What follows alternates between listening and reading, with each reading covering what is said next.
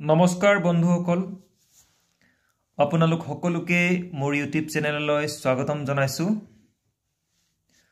বন্ধুসকল মই আজি আপোনালোকক 1 বিঘা মাটিত কিমান পৰিমাণৰ আদা উৎপাদন হয় এই বিষয়ে কম কাৰণ মোৰ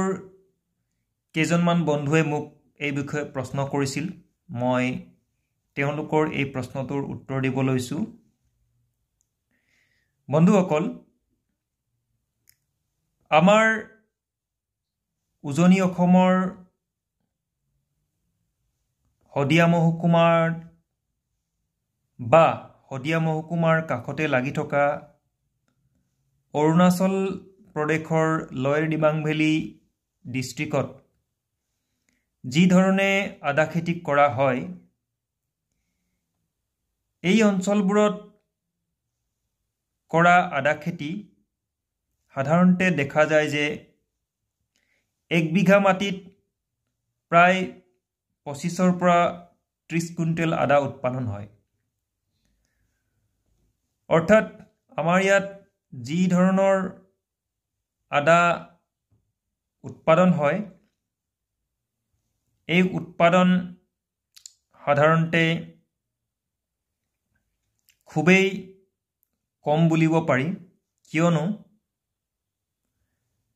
কোনো ধৰণৰ ৰাসায়নিক সাৰ প্ৰয়োগ নকৰাকৈ 2-3 বছৰ চন পেলাই থোৱা মাটিত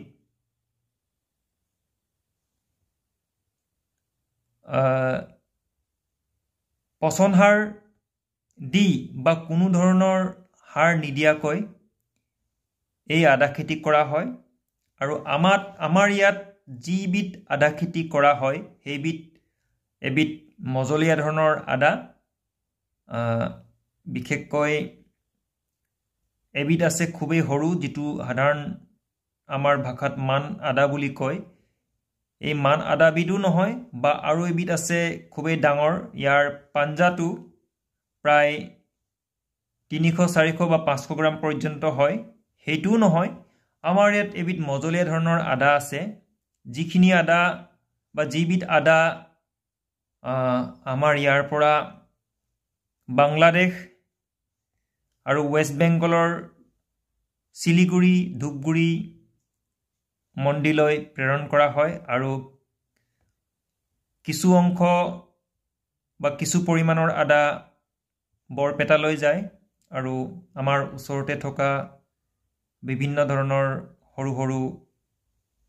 বজাৰবোৰত এই আদাবিধ বিক্ৰী হয় এই আদাবিধ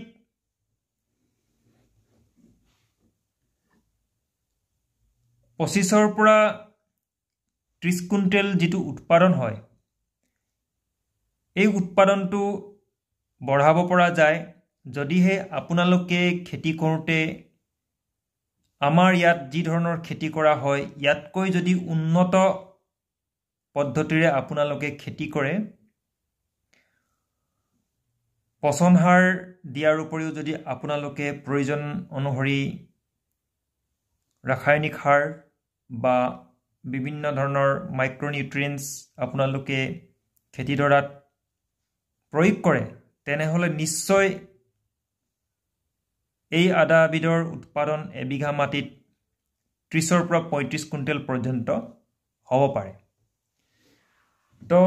বন্ধুসকল আপোনালোক যি সকলে মোক এই প্ৰশ্নটো কৰিছিল যে 1 বিঘা মাটিত কিমান আদা উৎপাদন হয় আমাৰ ইয়াত সাধাৰণতে 25 পৰা 30 কুইণ্টেল আদাহে উৎপাদন হয় ইয়াতকৈ বেছি নহয় আৰু হেইখিনিও যদি ফাৰ্স্ট ক্লাস হয় মানে আদা গছজোপা আমাৰ খেতিডৰা যদি ফাৰ্স্ট ক্লাস হয় খুবেই ভাল হয় তেতিয়া 25 পৰা 30 কুইণ্টেল হয় নহলে খুব কম পৰিমাণৰহে উৎপাদন হোৱা দেখা যায় আৰু বন্ধুসকল আপোনালোকক মই এটা কথা কওঁ যে আমাৰ ইয়াত এবিঘা মাটিত আদা খেতি কৰিবলৈ 400 পৰা 450 কেজি আদাৰ প্ৰয়োজন হয় এই প্ৰশ্নটো মোক দুই এজনে সুধিছিল যে 1 বিঘা মাটিত আদা খেতি কৰিবলৈ কঠিয়া কিমান প্ৰয়োজন হয় তো আমাৰ ইয়াত 400 পৰা 450 কেজি কঠীয়া খেতিয়কসকলে ব্যৱহাৰ কৰে আৰু সেই কঠীয়াৰ পৰা উৎপাদন হয় 25 পৰা 30 কুইণ্টেল। তো বন্ধুসকল, এই ভিডিঅ'টি মই আৰু দীঘলীয়া নকৰোঁ। মই ভাবিছোঁ যে আদা খেতিৰ ওপৰত এটা সম্পূৰ্ণ খুব ভাল ভিডিঅ' এটা প্ৰস্তুত কৰিম